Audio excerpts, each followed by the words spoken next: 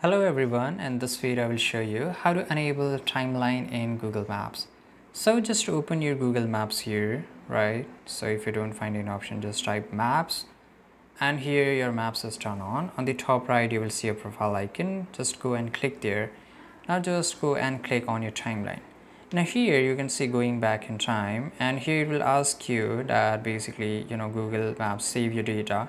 So I will just click on continue, click on next, and this will just give you some of this tutorial. And here you can just, as you can see here, not saving visits and routes. I can create, and I can just edit a day here. For example, I'll just write here day 1, right?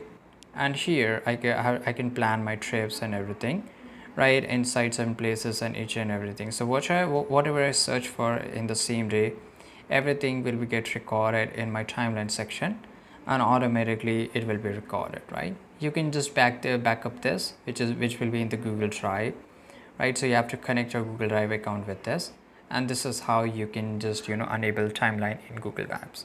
I hope you found this video very useful. Subscribe.